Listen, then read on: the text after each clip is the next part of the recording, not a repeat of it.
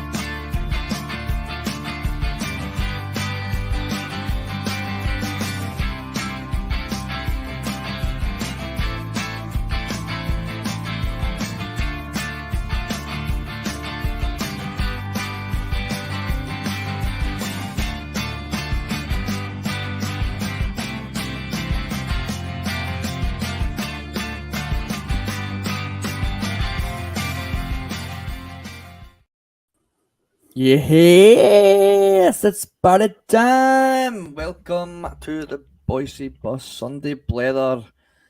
Guys, we've got a party to go to today. So we do. Let's get the show on the road. We are joined by Phil McGinley, Mr. Friday Night. Welcome to the Sunday Blether, my friend. You're back. Yes, indeed. Yeah, always glad to be on Sunday, especially today. Could be a huge one. You know, as I said on the Thursday night show when I was always talking about, this week we saw it was Albert Kid Day through the week, a very appropriate time of the year when we inflicted some pain on hearts, and I cannot think of something better today than inflicting more pain on them, especially now that Mr. Naismith is our manager. I think it would be very, very appropriate to go into their ground today and pick up the title right in front of them. That'd be fantastic. So that's what I'm hoping to see today, my friend. Yes, and of course we've got the face that runs the place. Regan Stevenson is back again. He managed to make an appearance last week before he headed off to watch the game. Regan, how is it going? You good? David, it's good to be on. One big game today where Michael Beale will be Bealing. Celtic will win the treble. We are on course for Ange to be the new king. Everything is going well. I hope you're having a good day. Celtic lifting another trophy. It's becoming more and more apparent that as long as Ange is here, Celtic will be dominant in Scottish football. Oh yes, absolutely. The real coronation begins today, guys. So before we get talking about today's party, let's get all that good stuff out the way. All right. So, of course, if you like what we do, give us a wee follow on YouTube. Give us a like, subscribe, become a Bhoycie Bus member for a small fee of $1.99. All our content is free, guys, but it just helps if you want to help the bus get along that road a bit quicker, then you are more than welcome to jump on board. We've got piesports.com, your tasty pastry treats for watching the game today. You get your pies out on the table there, lads. You've got a party to go to. You got your, you normally get your wee sausage rolls and your little, wee prawn cocktails and all that kind of crap. Well, get that off the table. Yep. We've got pies. We've got pies at the party of the day. So get on there. Bus 1888 and get your 12.5% off. That's everything. Of course, we also have a new Twitter page, guys. So jump on Twitter and give the Bhoycie Bus a wee follow. It's just at Bhoycie Bus on Twitter. At Bhoycie Bus, that's it. Yep, simple as that. Sorry, Yep, David. Yes. I just wanted to jump in and say how great is it seeing people with their Bumblebee strips on this week. It's been brilliant. Absolutely, mate. And actually, what I would like to see from those that managed to get a limited edition Bhoycie Bus Bumblebee t-shirt, tweet a picture of you wearing it. You've got it. Tag at the Bhoycie Bus. Let us see. Let's see that Bhoycie Bus. It's gone worldwide. Mr. Worldwide is the Bumblebee Bhoycie Bus shirt. Just so get it on Twitter.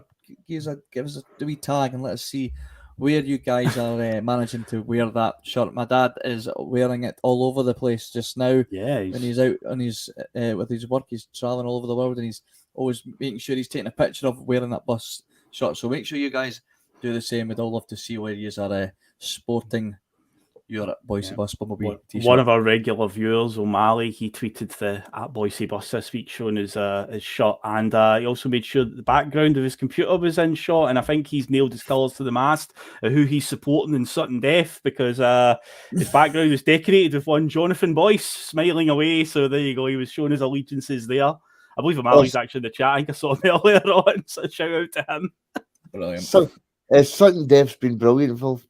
It's getting tense. Squeaky bum time. We're getting down 4 rounds to go with this one. So yeah, 1 point ahead at the moment, Jonathan. So. And we're getting asked if there's no judge today. No, the judge is not here today, guys. He is actually going to the Kedale Suite, I believe, to watch the game today. So you might see the judge He's there. in the chat right now. There he is. There he is. Big shout out to Matt Kearney, the judge. What really happened is, guys, is I'm tired of him giving me bruises and black eyes when we're on Judgment Day. So I told him, look, you're not getting on the show on Sunday, right? I'm barred you. So he's not on today. That's the real reason why. He can tell you that he's at the Kedale. I told him, you're not getting on. Tired of you. You're not getting on, Matt. No, but take good for a pint, Matt, but enjoy your day, mate. Indeed. Hopefully we're all enjoying our day to day with what goes on at Tynecastle. Right, yeah. So what we got on today? Well, we've got a party at Tynecastle. We've got Kobayashi to get his chance. I'm confident that Carter Vickers will be ready for a Celtic start for the new season. And another Premier League side showing interest in Kieran Tierney, which is only good news for Celtic. So, and I'm sure we've got a lot more to talk about, but they're the ones that I managed to grab this morning because I was late to the party and then getting like, what we got to talk about today. Well, of course, we have a party to talk about, guys. So let's start with that. Phil, what are you expecting from today's game? Are you expecting it to be another Tynecastle massacre and we go out there and smash 5 or 6 past the day, or do you think Hearts will do their best to make sure that we're not partying in their gaff today? I'm expecting a Celtic win. I think we'll go there and knowing what's on the line, I think we'll get it done. I think Hearts will try and just be absolute. What's the most polite word I can use? They're just trying to disrupt us, I guess. They'll just try and make it as awkward as possible. It's all going to depend on how well we start. I think the cup game a few months ago was the sort of blueprint of what to do when you go to a place like Tynecastle. Notorious ground for its atmosphere. I know on that day in particular, they'd moved the little ultra section right behind the goal. So obviously one of the halves, Joe Hart, had to be subjected to a bit of abuse from them to try and intimidate him. But that day in particular, again, you go in there thinking, Tynecastle, it's going to be difficult, but we started that game so perfectly. If we can have another similar performance like that and just blow them away in the first, I think we were 2-0 up inside 20 minutes in that game, but you could tell right from the very first couple of minutes, I think we had 3 or 4 shots on goal, right off the bat, and it was yeah, it's going to be one of those days. So that's, I think, what we need. That's the key. If it's one of these ones that's a bit stodgy, and it's 0-0 going into the second half and time's ticking away, a wee bit of, oh no, is going to go on for another week? We're going to have to wait a wee bit longer. But I think if we start ferociously at Tynecastle, just get right in about them and just don't show any sort of like we're intimidated by them or the atmosphere. I can see us going on and just getting the job done. So yeah, fingers crossed that is going to be the outcome today, and where we can all celebrate come mid-afternoon today. Regan, would it be too big a deal if we didn't win it today and just decide to, oh well, there's always next week.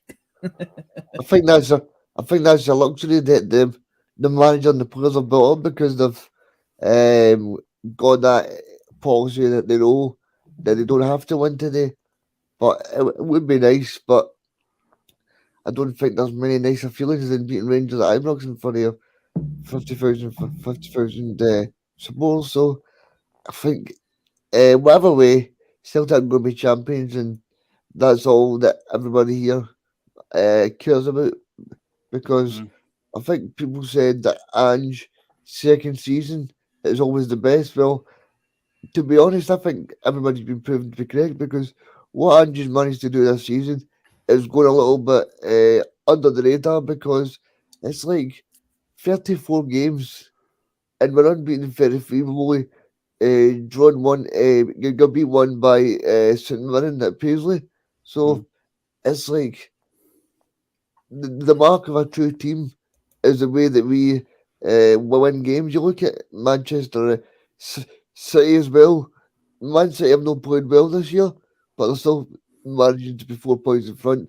I think what Andrew's built with this team is sometimes you might just scrape by at Celtic Park 2-1, but we still always find a way. Yeah, no, you're absolutely right. I think what Ange has instilled in this team over the last, especially this season, is that, it's that cliche as we never stop. We will come back stronger than we did last year, and we certainly have done that. Ange actually went and said that we had a great year last year, winning the double and becoming champions, but I really feel that this year we are a stronger team than we were 12 months ago, and that has always got to be our measure. So what does that mean for next year then, guys? Because he says if you stand still at any time, whether it is this league or any league in the world, there is always a potential somebody could overtake you if you repeat the performance of last year. But I think the team has grown this year, and I think that we have definitely got a stronger squad than last year. I think our performances have been a lot more consistent and compelling for the most part. There have been areas where we have made enormous improvements this year, but I still think we can improve next year, the attacking side and the defensive side. So Mark Kearney, who is in the comments just now, he'd actually put in the group chat this morning of another quote from Ange that I believe was in the Sun. So, take a pinch of salt with that. Yeah. That maybe suggested that we maybe won't be so keen to improve next year and only just replace some fringe players. So we've got two contrasting quotes here from the manager. I'd like to think that the first quote I read out is more of Ange's own words, and I think that's always been his philosophy. He's said that since day one. He's proven it this year that we would be stronger than we were last year, and I think he has got every intention to do the same next year, because Michael Beale, Phil, the way he speaks, he seems to think that we will stand still and we will not improve, that we will lose some of our players and not do any business in the transfer market while he jigs and rebuilds his Rangers side if he's there next season. Yeah, that's true. Whereas I think Ange's got it well within his plans to be improving us again for next year. And we've got another Champions League campaign to be concentrating on. So he bloody better. That's him told then. That's it. David Logue has got him tailed there. But no, I agree. That quote that you read out, it does feel like that is more akin to Ange's attitude. We were told, from Japanese football experts, about Ange, that the second season, is always better. I guess phase 2 of Ange, is better than the first season. We thought the first season was good, and the second season has been better. So far that has went according to plans. You've got to imagine if that pattern continues, then phase 3 of Ange is going to be another step up again. But yeah, the stuff for Beale, every time I've been reading that, with 4 or 5 signings away and the gap isn't that big. Again, he's doing it under this idea that we're just not going to do anything. Maybe right now, this current Celtic team in its state that it's in, maybe you think, oh yeah, 4 or 5 signings and we'll get close to them, but you're not taking into account, Mr. Beale, that we would go out and add a few more, which I would like to think we're going to do. I don't think Ange would be too pleased if he got shut down for the board or anything about any players that he wanted to bring in. I think it's a case of he's earned enough credit now in the bank of what he's done, where he's pulled us out of 2 years ago, the doldrums we were in, that he can basically show them the evidence, because you're looking at a very good chance here that after 2 seasons, he's won 5 domestic trophies out of a potential 6. I think that's good enough credit for him to walk into the boardroom and just whatever player he wants to pursue, whatever money he needs, they give him it and they back him accordingly. So yeah, I'd like to see in the summer, obviously, us continue to strengthen the team, and yeah, I'm fully confident that we will. But when it comes to the term strengthening the team, that doesn't always mean going out and spending like an absurd amount of money on players, because again, Ange has shown that he knows how to find players that are top quality in markets that we normally wouldn't look at. But one concern is, though, regarding that, is the amount of times we keep going back to that market. Eventually, I think Japanese clubs are going to start calling on that we should be asking for more money for these players, because right now we're getting them at a very good price.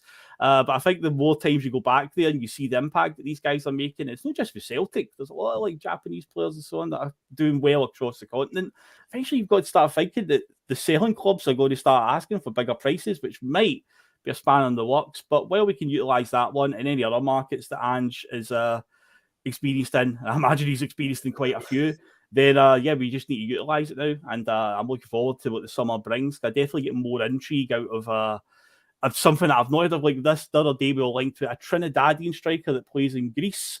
And again, that's like one of those mad concoctions that you're just like, if another manager from yesteryear at Celtic was linked with that type of player, you'd be like, what's this? But Ange gets you excited about that type of idea. You're like, a Trinidadian that plays in Greece. Oh, Ange must know something about him. He must be a good one. So, yeah, these are the type of things that I'm excited for in the summer. Maybe we can ask Agent Barkas to speak to Garcia about coming over. Maybe, yes, maybe. Aye. Well, he's not a goalkeeper, because Barkas said he wouldn't recommend a goalkeeper joins, but maybe recommend an outfield player. Listen, you'll be able to find it coming over here. Aye, that's right. What's his name? Something Garcia. What is it? Levi Garcia. Garcia. He's been tearing up the Greek league. Easy for me to say this season, and yeah, and what's funny is, see when we start to get linked with a player, and I know it's early days, but if it becomes like a strong link, I'm always quite fairly confident that we're going to get our guy. I feel like Ange, if Ange has identified somebody that he wants,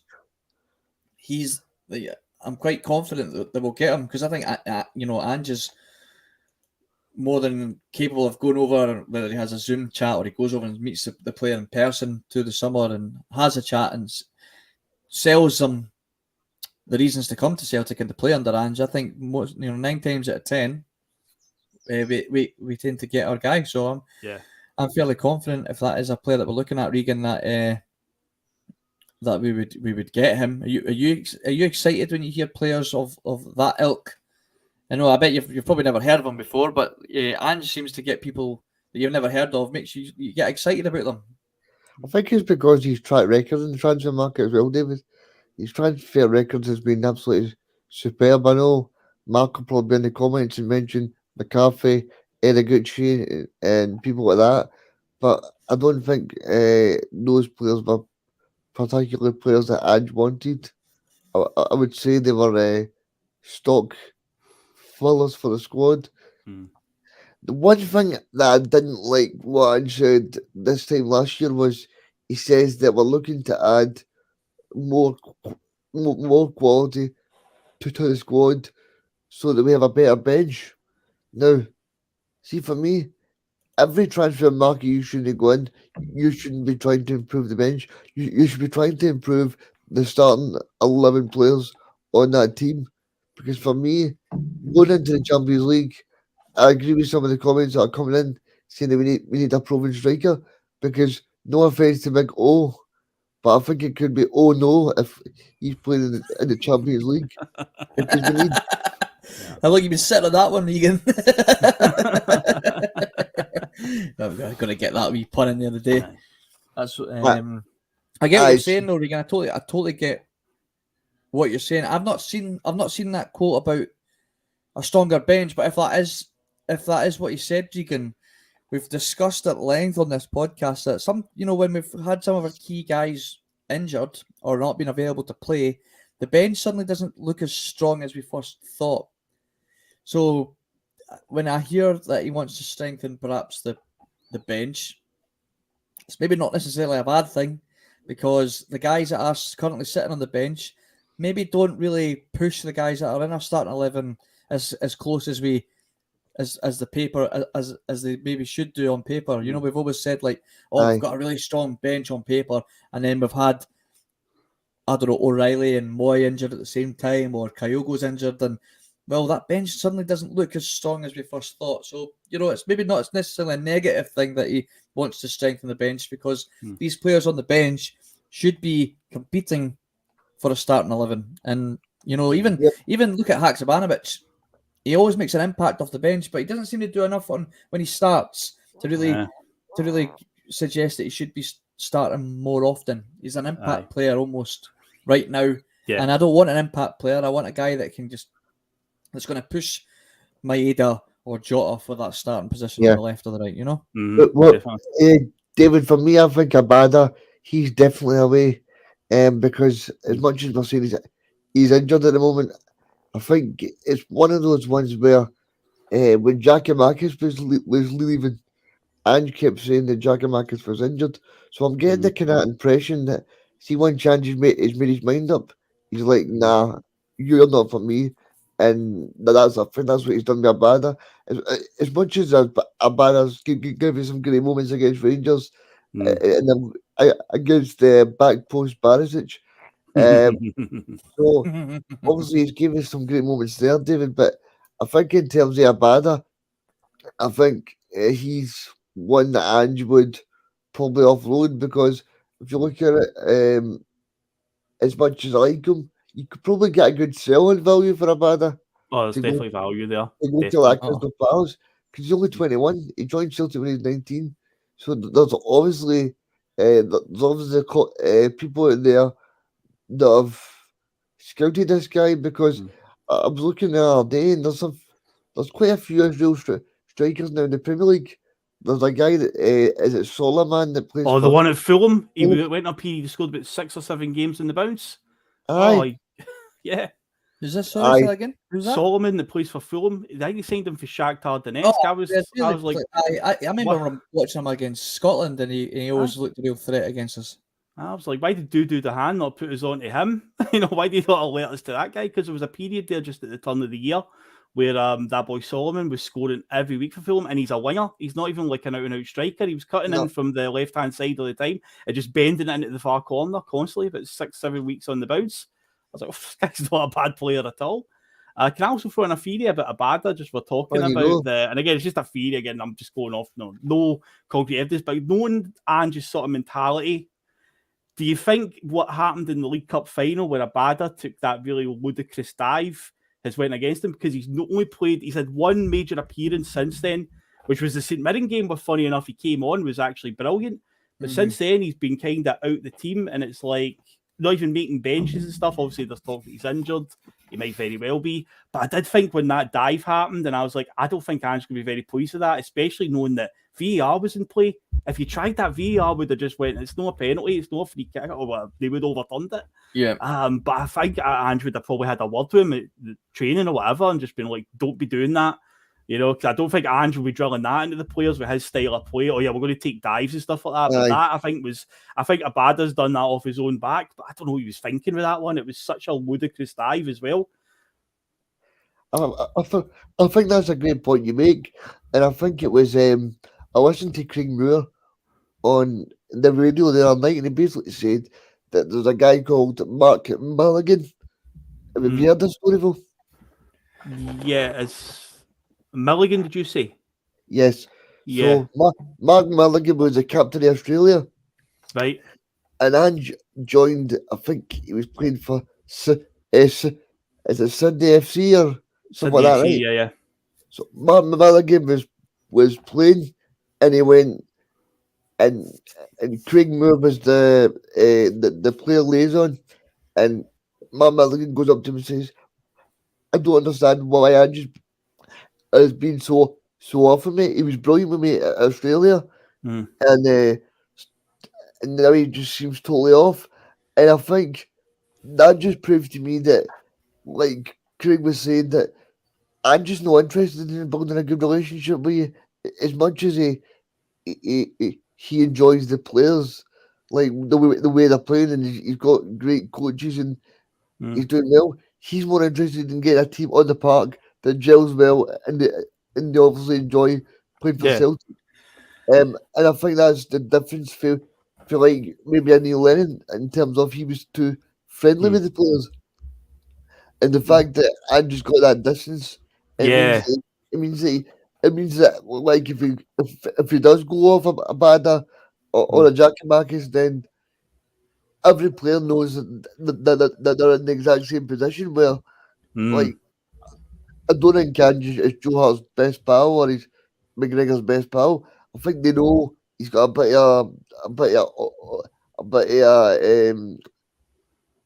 like they're scared to be around him, like tiptoeing eggshells to do something wrong. So I think that's he demands respect, Regan. I like the way it is with Ange, and he's made it quite clear. He doesn't spend a lot of time in the changing room or the dressing room. He's made that clear. That is the players. That's the players' area. I only go in there to give my message across, and then that's me. I'm out the door. I don't know. It's like that manager you have at the work where it's like, you hardly see him. You only see him when you need to see him, and you've got the respect, And if he calls you into the office, it's either to wrap your knuckles and tell you to rein it in, or it's to give you praise. And if he gives you praise, you walk out the door feeling 10 foot taller, And if you get your knuckles wrapped, then you walk out that door knowing I better make sure I don't do that again, or I'm out the door. I really like the way he conducts himself. I know what you're talking about. I remember there was a story that he'd sat next to the manager on a plane back from Australia, and Ange didn't speak to him once, and he'd done it completely just out of almost just. That was Scott McDonald. Was it Scott McDonald, that story? Wow. And he didn't speak to him once for the entire flight home, and it was just because he found it quite funny that the player was clearly like that. Maybe he was scared, and I think Ange doesn't want his players to be scared of him, but he does demand respect, and obviously you have to earn respect, and I think Ange has done that, and I think it works perfectly well. It makes players know that, look, you step out of line with him, he will find someone. He's not got an attachment to you. You're a player that helps him win games. Now, you could argue, well, is that really the case when it comes to the likes of Kyogo? Maybe not, but listen, it's worked so far, and it's going to continue that way. It's worked for over 25 years. Ange has learned through his mistakes, so maybe getting too emotional and getting too attached to certain players and certain teams. He's learned over the years that that's not really how to get the best out of his players. And so if Abada's shown, like he's done that dive and that's caused a bit of an issue with him and Ange, and maybe to be honest, Phil, we're thinking back on it, Abada's not been the same since Beaton left. He really had a really close connection with Beaton. The post that I think Abada put on Instagram when Beaton left, it was actually like, oh, that's really sad. Like, I feel going to miss him. I think it's that having a guy like a big brother, sort of almost really helped him settle in, and perhaps now that he's gone, he's really had to find his own feet and be his own man, and he's maybe struggled with that. I mean, we know what happened when he had these personal issues with his girlfriend. It was like he had a massive dip. It's like he struggles maybe a little bit when something in his personal life happens. Maybe that's a great point you make. Overtakes his professionalism and on the pitch and makes his form dip a little bit. And maybe that's just part and parcel with the kind of person that he is, and if it's causing him to dip in form and it's causing then perhaps Celtic to not play as well, then it hinders the team performances, and just taking it out of his hands and said, well, I'm not going to play as much until you get your head back into the game. No, it's definitely the case. And what you're saying about the flights, I remember he did the open goal interview. One of the many ones he did with Cy Ferry and Slaney, and he mentioned that about he on plane journeys, bus journeys, almost 9 hours, 10 hours, whatever. Yeah, he just purposely just doesn't say anything to the players just because it just in his mind it means he doesn't have like any bias in his head, any subconscious bias where he gets a bit too close to a player and then starts like picking them and just to say subconsciously he just doesn't want that bond. So yeah, just the image of just being stuck with a player sat next to him for like 9 hours and he doesn't even look at them, say anything to them. Must be, the players just sitting fidgeting like what did I do? Just the image of that. That's brilliant. Aye. So we're going to take us back to the game, but before I do that, I'm noticing in the comments a couple of guys have said that they've not got their Bumblebee shirts yet. Talking from experience, when Russell sent out my one the same time that he sent out Phil's. Phil, you got yours 2 days earlier than I did. I did. So they are in the post, they're on the way. I think also to do with what's been happening over the weekend. Maybe I've put a wee delay on some people's deliveries, but hopefully you guys will get yours soon and you will be buzzing with them. Right, yes. Moving on. We have Mr. Kobayashi, who is being probably deployed for the rest of the season now that Carter Vickers has had his operation. It was successful, by the way, which we could talk about later on. And Kobayashi will be getting some game time from that. Postecoglou has confirmed that his chance is coming starting this weekend, telling reporters that Yuki's ready to go.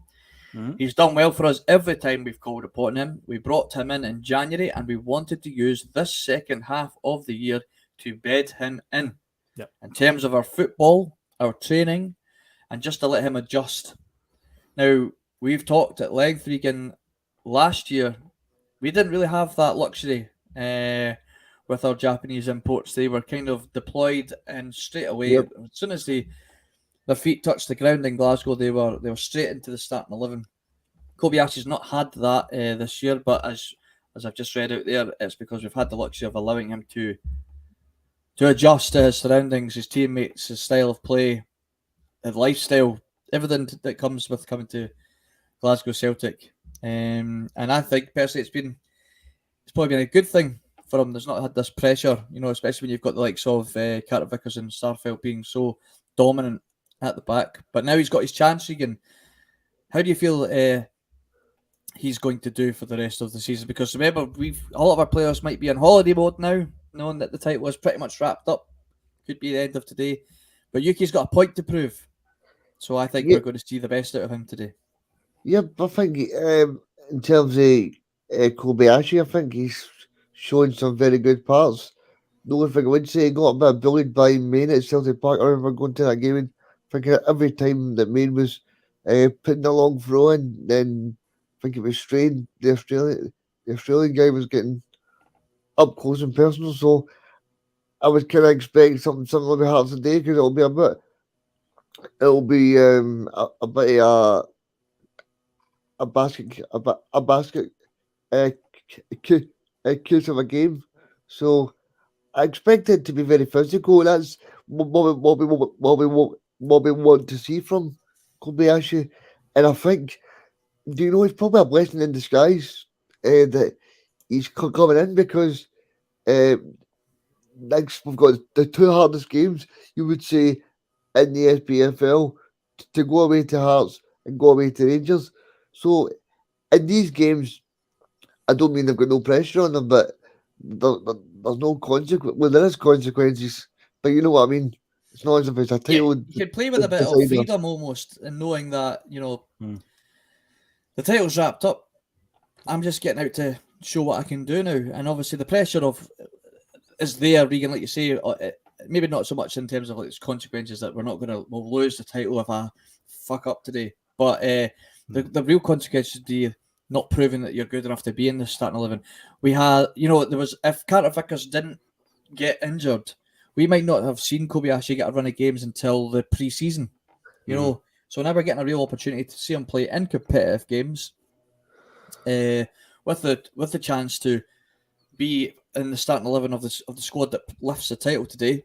I mean, there is still pressure there for him, but I think he'll roll with it, Phil. I think he'll do it just fine, and it allows Starfelt to play in his more favoured position, and Kobayashi's getting to get a real feel of what it's like to be playing more regularly in this Celtic team.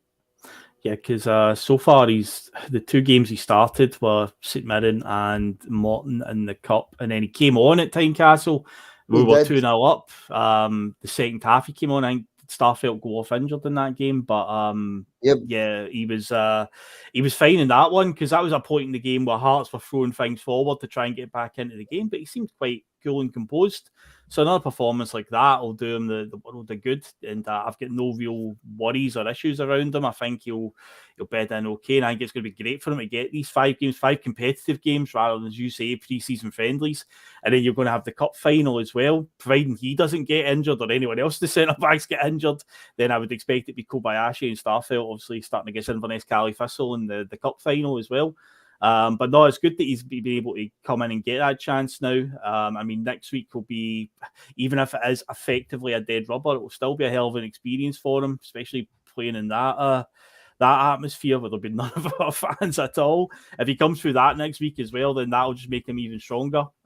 So yeah, he's found his way into the team at just the right time, and I'm quite confident he'll do okay. He'll do absolutely fine. I've got no worries now, and today, hopefully we just get it out of the way. There's no real any issues, he passes with flying colours. But the thing you say about the Starfelt being on his natural side as well, and Kobayashi playing on left, that's going to be a big benefit for us as well, because David, you and I are we're very pro Starfelt on here. We've said many times we stick up for him quite a lot. So this is one of those days where we're hoping that he can show that, where he, he's on his stronger side, because I have said many times on the show, I do feel like if any other player in the team makes a mistake, it's all like, the fans get over it really quickly. But if Starfelt makes the same mistake, it's like the whole crowd just can turn against him at times. It's like the guy can't do right for wrong sometimes out there. So hopefully today he has a nice commanding performance. As Brian McGarry says in the comments, up to Starfelt to keep the defence together, because he will be the most experienced head at the back today, and he's not even that old when you think about it. He's mid-20s? 25, 26. He's the most experienced head, isn't he? So leader's role there. Do we see any other big changes today? Does Ange go for the jugular Regan and use his usual starting 11 that's available to him? Obviously, take away Carter Vickers and Alistair Johnson, because Ralston will probably be in the starting lineup today. In fact, he will definitely be in the starting lineup today. Yeah. Is there anyone else that you think Ange will give a start that he maybe not normally would do, or does he go and, like, let's say, for example, does he give a good run out today and then he can bring Kyogo on later on if we've not got the job done, or do you think he just starts Kyogo as usual? David, I think he'll start Kyogo as per usual, because Kyogo's his boy. Kyogo's 1 goal away from 30 goals. He'll want to reach that before the end of the season and then do it again next week.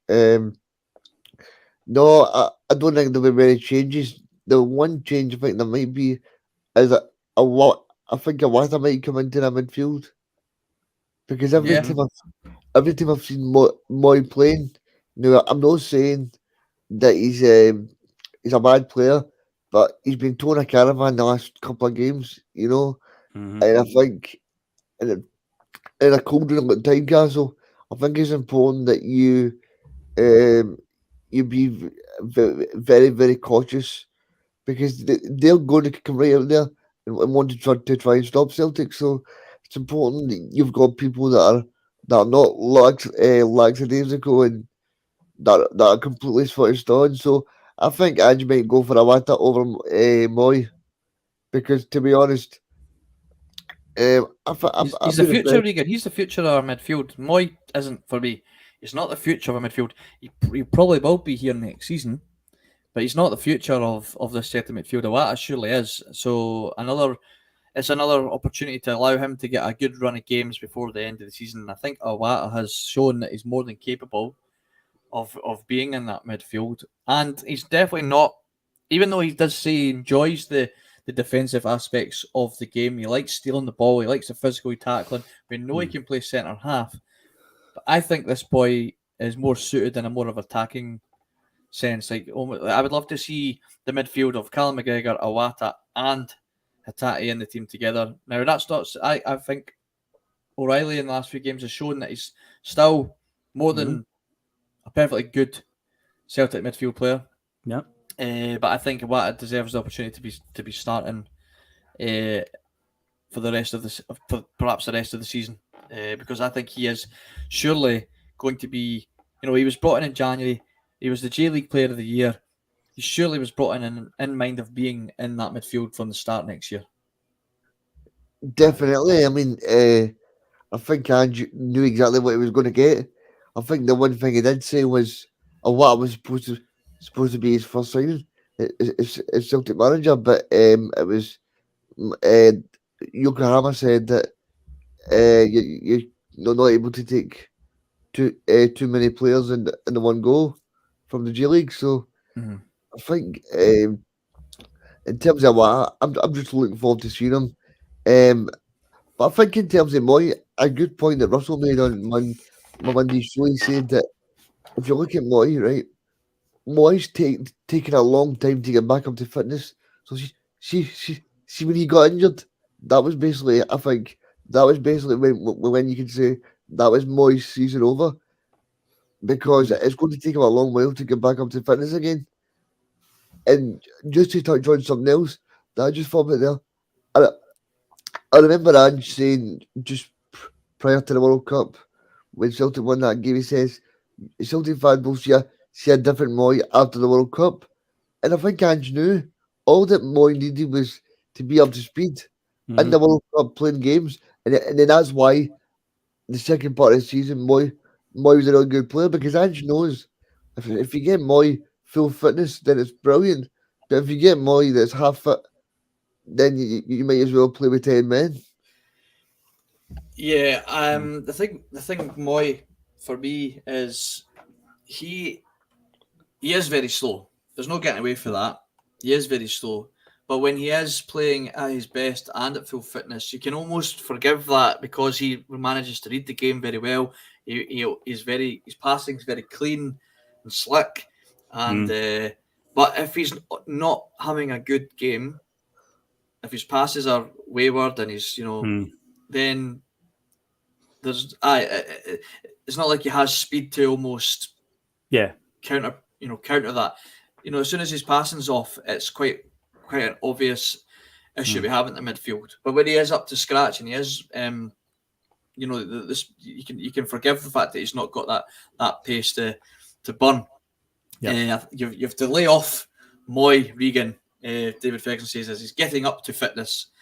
I don't think Regan's getting on top of Moy there, Davy Boy. I just think he makes a good point. He is towing a caravan at the moment. That's facts. But he did come off the bench on Sunday there, and he was able to use his intelligence to finish off the game. And I think that's maybe where Moyes should be utilised more next year.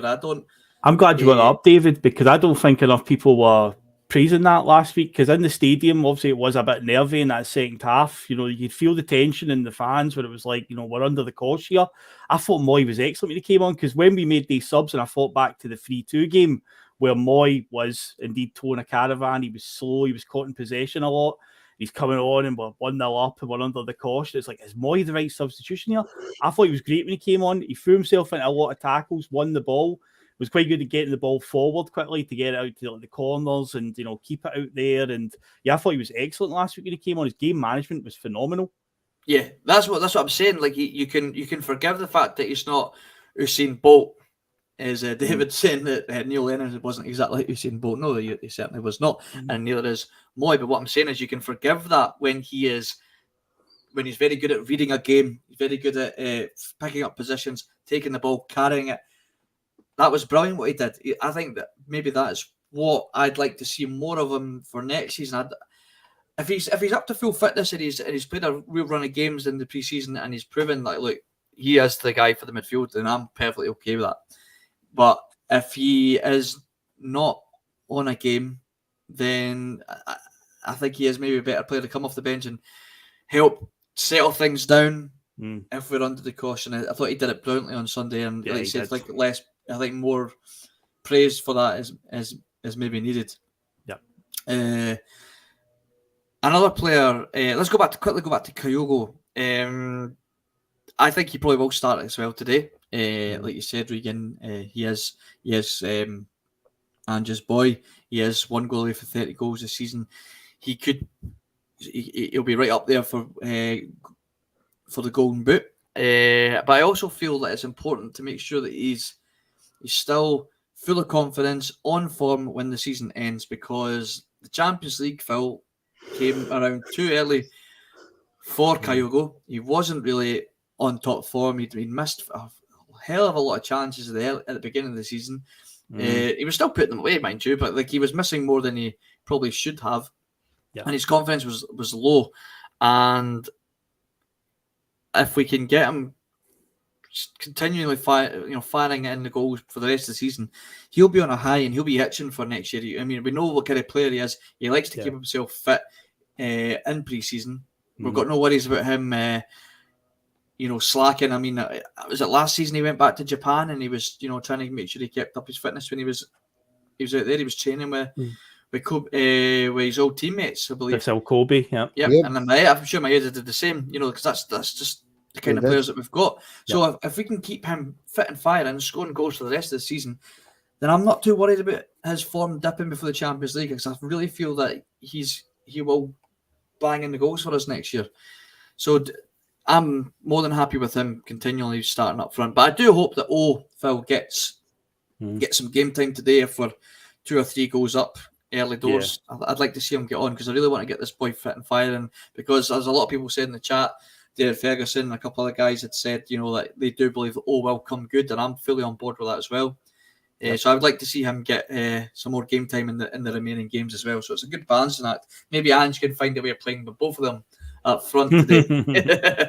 Yeah, the only way is going to get up to speed, he's got to get game time. But at the moment, Kyogo is rightfully the number one striker. I mean, a few times I've been on the Sunday Blether before a game, and we're going into play an opponent that's quite physical. So we've a couple of times we've tried to predict the starting lineup.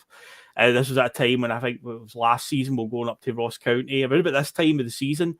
And I was Giacomakis has got to play. Ross County, big hammer throwers. Then Kyogo started and scored a header like 7 minutes into the game. So it's like, what do we know? We had Livingston early in the season, plastic pitch, another team of hammer throwers. And again, Giacomakis might be the option. And then Kyogo played, scored in the first 10 minutes. So, yeah, when it comes to today, again, hammer thrower team, no, Kyogo is the man. I've had enough of getting my knuckles wrapped to that one. We always predicted that the more physical striker should start. Ange definitely knows best on that one.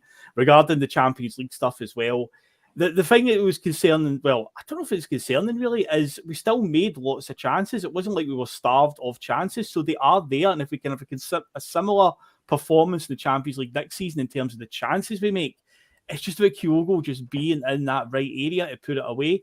Because for whatever reason, he just was never there. With the amount of passes that were zipping across the goal, and there's a few one-on-one chances. Well, not him, Maeda and Giacomakis at the time were all guilty of missing gilt-edged chances. It was just weird how our forwards had so much stage fright. So hopefully that they learn from that going into the Champions League next season. And yet, if we do continue to make that number of chances, because I guess we quoted on here a few times, was something like 82 shots on goal Celtic had in those 6 group games, and it's like, there's teams that have won the Champions League in the past that didn't even have 82 shots on goal for the entire tournament.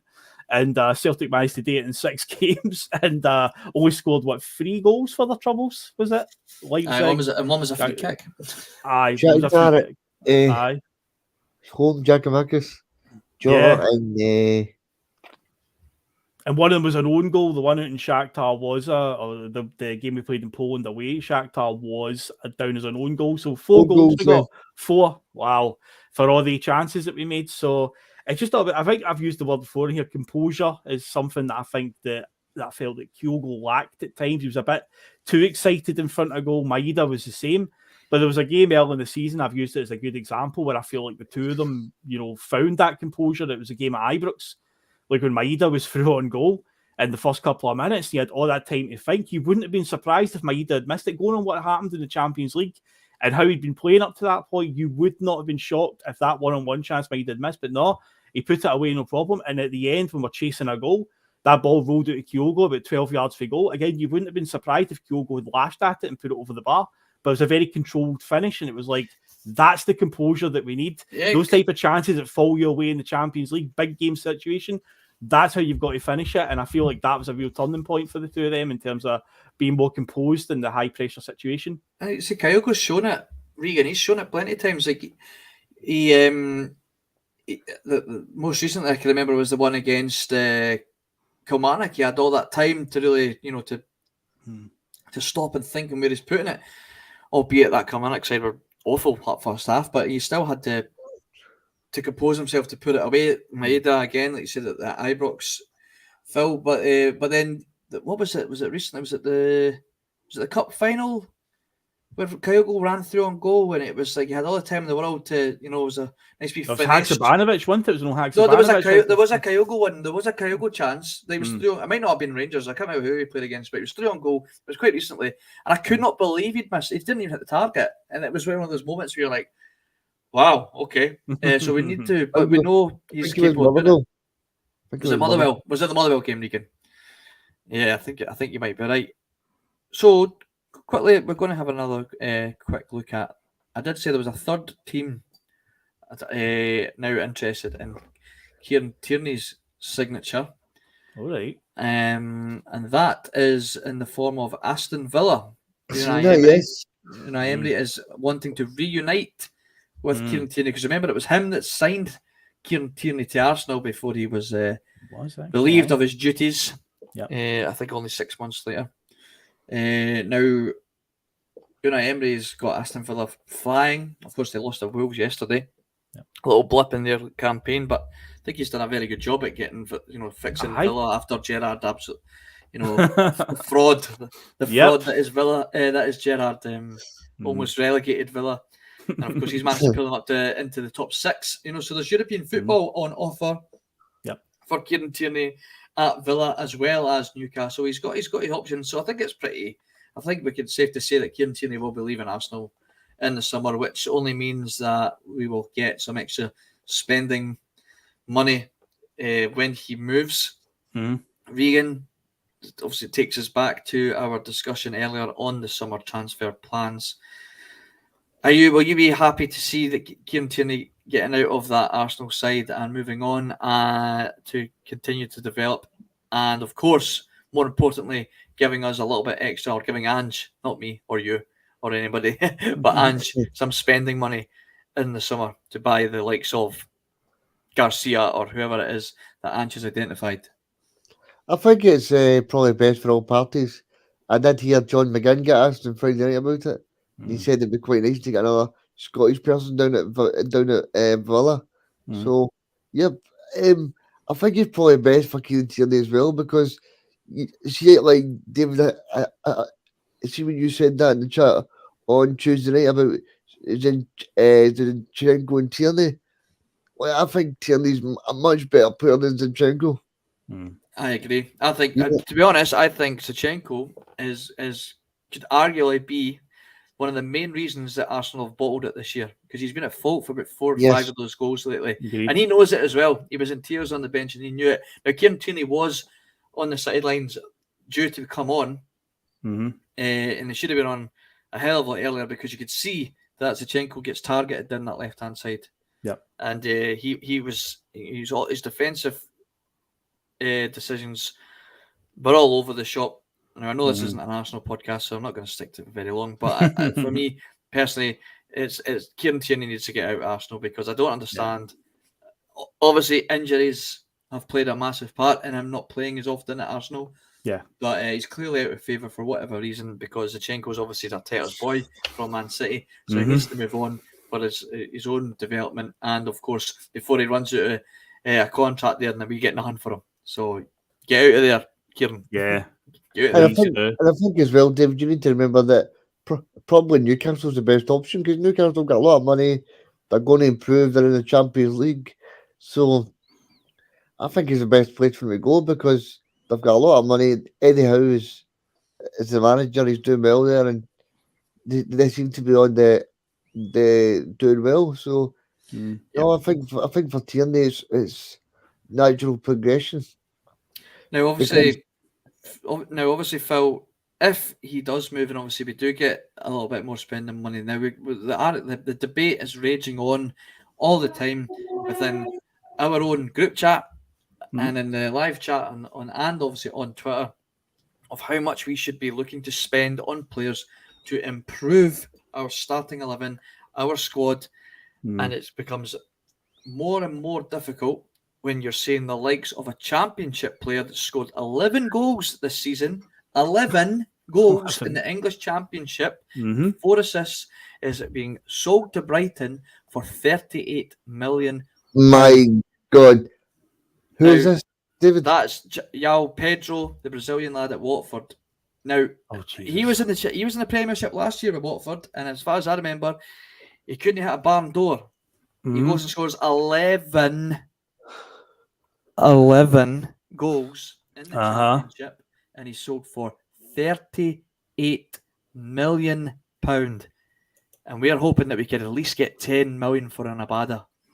You know, well, how do we improve? How do we really improve and get that? £9 million is what we spent on Edward. £9 million. And I think Edward's a better player than that João Pedro, being honest, from what I've seen him. Aye.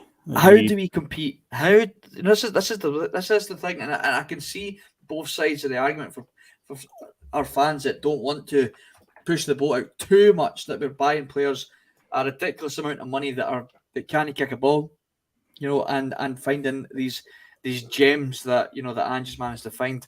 Like for me, I think Kyogo would absolutely rip up the Championship. Yeah. Right? Yeah, we paid $4 million for him. Of course he would. And let's be honest, guys, if a Championship side came in for Kyogo, they would probably only offer. They'd probably try and give us a low ball for a 10 million tops. But a guy like João Pedro can go from a Championship side and score 11 goals in that season and go for 38 million. And then you see the amount of money that Sky have thrown at the Championship. I think over a 5-year deal, it's something like nearly close to it's like £900 million for a 5-year deal for the English Championship and League One.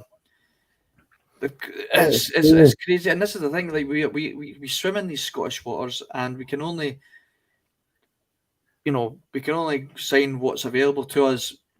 We can be blown out of the water by a Watford for it. I mean, these guys have got Bio on their books. Bio scored 4 goals this season. He worth? What's he worth then? If a guy's only scored 11 goals and went for 30 million, so is Bio worth what? 15 million now? Maybe. Couldn't kick a ball at Celtic. Now, we talked about the Flattered to Deceive on Friday night on Bustalgia. Check it out, guys. It's available on all our platforms, YouTube, Spotify, Apple Podcasts, wherever you find your Celtic Bhoycie Bus, Acast, of course, Acast, our new media partners. Wherever you find it, we discussed the likes of a Bio and all these other duds that have gone on. Timo Pukki, yep. Right. How do we compete, guys? How do we compete with teams? I mean, I used to think we could be able to compete with Brighton for a player. Look at their season now. Probably got European football as well. But a couple of years ago, £38 million, guys. £38 million. Oh, it's just the way the money's just polluted. I say polluted down there. Obviously, for the fans of these clubs, it's not really polluted. They're loving it. But the game's evolved so much for a fan. Like, I'm 37-year-old, so I look back in the Premier League years back in the 90s, and it's just such a different world. The teams, the names that you're seeing now, teams like Bournemouth and stuff being in the top flight. Brentford have established themselves pretty well in the top flight, and probably 20 years ago they were probably wallowing down in the bottom tier. It's just the way the game's gone. It's just the evolution of it all. How do we compete? I mean, we've seen that tweet the other day with the announcement of the English lower leagues. Actually, I think it was 950 million Sky were paying to cover the 4 divisions, and it's like, yeah, well, what do we get off of them? I know we've got this. We signed a new deal up to 2029. I think Scottish football's locked in with Sky now till 2029. I believe is the because there was a thing about it expired in 2025, but then we signed another extension to keep it till 2029. So we're with them for a while. But I mean, the money down there, that's just, you're right. You think we can compete with them, no problem. But yeah, you see that money, those prices, and you're just like, God. But you'd like to think that with Celtic having that European football, surely a player must look at that and go, well, I can go to the Championship, maybe get promoted, maybe, because remember, that's one of the hardest divisions to get out of, or you can be at Celtic, who will have European football of some kind every season without fail. But it's just, it's down to a player, what motivates them, playing against better competition, being a European football, whatever, or playing, just getting a massive pay packet. You see, these Championship clubs have now got obscene money, and you've got to take into account as well, David, the teams that get relegated from the Premier League as well, they earn more money than most teams around the European continent get for winning their domestic division. And it's a real conundrum that we find ourselves in, where we are a huge team, and obviously a league that hasn't got much money in it, but yeah, we're competing against some absolute dross leagues that have just got so much money pumped into them. It's a tough one for Celtic. Well, here's one for you, Phil and Regan. Okay, the Super League, I'm sure it's the Romanian league. The broadcasting rights have been sold by LPF until 2027 for a record sum of 118 million euros. That's the Romanian league. Romanian, okay. The Romanian league, 118 million euros until 2027. They have signed a contract until 2024, and the new agreement extends in another 3 years, according to GSP. The Romanian league.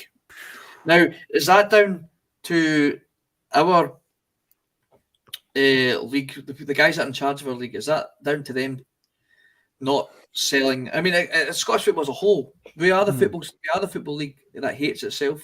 We've got horrendous referees, horrendous pitches, horrendous chairmans in charge of these clubs that don't want to sell their tickets to like to us. Their stadiums are half empty today because they don't want Celtic fans in their grounds celebrating a title win.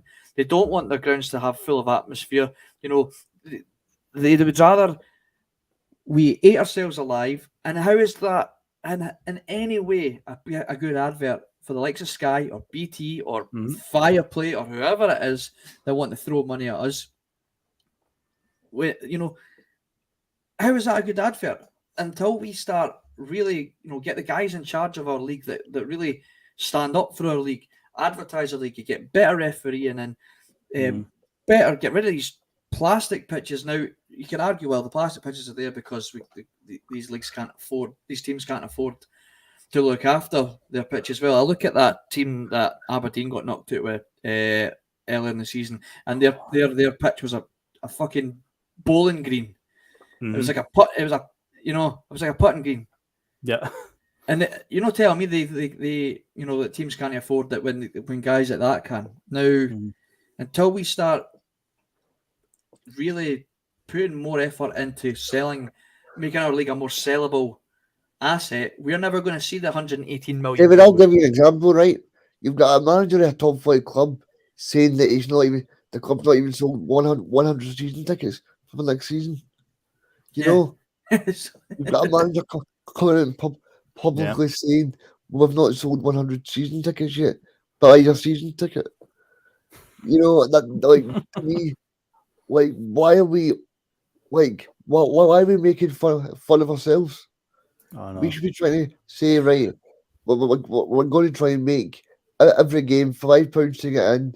Try and bring your everybody along, but instead we like to have the wrong people in charge. As you said, David, I mean, the marketing for anything is a disgrace. I mean, when Dundee went up on when Dundee went up on Friday night, the one thing I was thinking about was every single year Sky get mixed up with the graphics between Dundee and Dundee United. They do it all the time. That's going to happen again this year. It's going to just make it even more fun.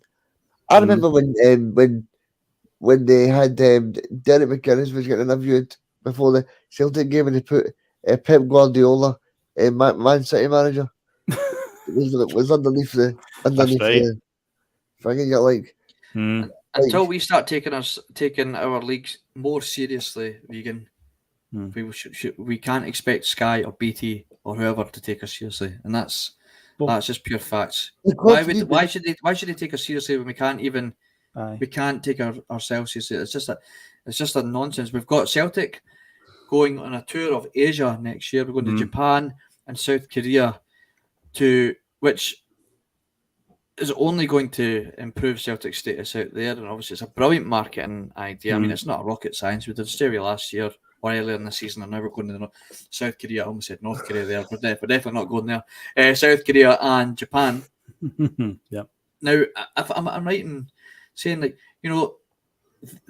these, we're allowing the Japanese fans to see their heroes like Maeda and Kyogo playing for a huge European club in their own backyard. That's a massive selling point to the club. That we're going to rake in a hell of a lot of money there. Now that's obviously only going to benefit Celtic, and brilliant. But I think I might have, was it Brown Warrior? Somebody had put in the chat saying, it might have been, trying to find it, can't find it, that could we not be looking at selling some rights to the Asian broadcasters to allow them to watch their heroes play? Makes perfect sense. Makes perfect sense. And we've said months and months and months ago, why are we not looking at even getting a SPFL or a Celtic streaming channel? Because that's the way the world's going. Sky are struggling to compete with the likes of Netflix, Disney, Apple. Even Netflix is struggling to Amazon Prime are moving in on Premier League rights now. Every season they've got like 2 or 3 full rounds of fixtures. They show all 10 games simultaneously, and you can just pick what one you want. So why, I don't mean funny, right? But why are we not trying to get in there with Amazon then? Tell me Amazon got some spare cash to throw at the SPFL that would improve it. It only benefits Amazon. You're right, guys. We're gonna buy the rights to your league. Most people are already signed up to Amazon Prime in some way or another. It would improve the league standard. I mean, it's not be funny, man, but would you watch a Celtic All or Nothing? I know I would. Yes, yeah. I know I would. I would even watch an episode of Rangers Something or Nothing. That's right. You know what I mean? As long as that 10 in a row season. Oh yeah, definitely know that one. Although there will be some morbid curiosity around it. Definitely. You know what I mean? There's definitely that if Amazon are looking to be moving in on more Premier League games, and perhaps they're not going to get any Championship games after that deal. But once this contract's up that we've got with our league, they should be trying to approach Amazon. Well, did you hear? We were talking the Amazon about top flight. See, we are talking about the Scottish football in general and investment money on it. I mean, I think you've heard the story obviously for Euro 2028. Apparently, Scotland, England, Wales, Ireland are putting in like a joint bid, and if it's successful, the only Scottish stadium that will get used is Hampden. Right? Aye. Apparently, the SFA have said, providing they win this bid, there'll be £14 million worth of renovations to Hampden. Now, let's be honest, in the modern day game, what will 14 million really translate to in a modern stadium? It won't get them that much. Hampden needs a massive overhaul when you compare it to the other national stadiums. It's like, look what Ireland got with the Aviva Stadium, the Millennium Stadium for Wales, Wembley. What did we get at Hampden? A new stand in the late 90s. If you go back and watch the cup final from 95 when Pierre Van Hooijdonk scores the winner, 3 sides of Hampden still look exactly the same as they do right now. But they're talking about, if this bid is successful, they'll put £14 million worth of reinvestment into Hampden. They should be putting reinvestment into Hampden regardless if the bid goes through or not. Exactly. They really should. But I think in modern day stadium, even 14 million is a huge amount of money but in football terms. Can you buy Yao Pedro? Can you buy Yao Pedro, mate? Could you buy João Pedro? No, 11 goals. That won't get you as 11 goals. No chance. Might get 2 of his goals or something, but not 11. Might be able to buy Bio, mind you. Right, aye. You can't even buy McBurney, who was oh God, aye. That's right. 20 million. Jesus. Aye. Yeah, but you're absolutely right. You're absolutely right, Phil. I mean, in today's standards, Hampden is no modern football stadium, and he's an absolute massive revamp, and 14 million that should, regardless, be spent on the stadium isn't going to really do much.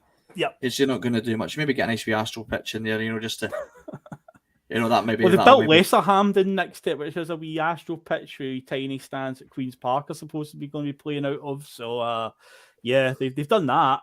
Maybe that was a £14 million worth of renovation. Maybe that's why that bought them. Yeah, well, speaking of Hampden, of course, we will have one eye on the final coming up, guys. Phil, you're hoping to be there. Regan, will you be hoping to be there as well? I'm waiting to see the ticket allocation, but yep, I'll be down at the ticket office right at 5 to 11, queuing at the door, hoping to find a ticket. Yeah, good. I hope you're there, mate. I hope you're there with the rest of the millions and millions of the Celtic fans. Indeed. But on that little rock reference there, we will wrap this dignified, as it's been called, this dignified Sunday Blether before the carnage. Yeah, I've seen more dignified coming up a lot. Yeah, the dignified. We'll start calling this the dignified Sunday Blether. And hopefully the dignified Sunday Blether will be on Celtic TV next season. Well, the way this bus is rolling right now, guys, do not be surprised.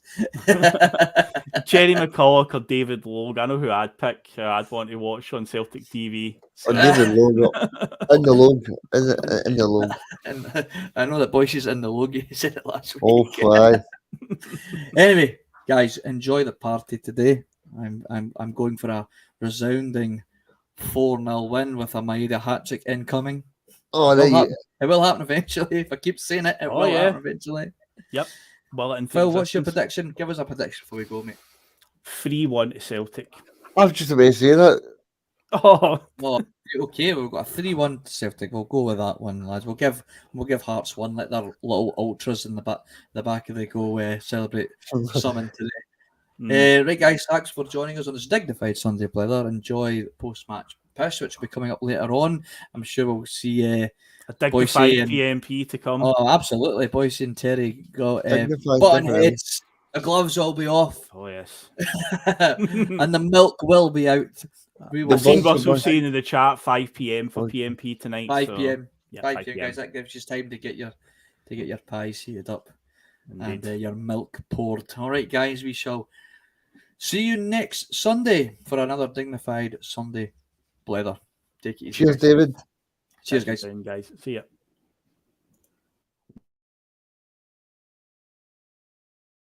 I mean, you've all that stuff at the start. They won't be playing Tina Turner on the coach on the way home, will they?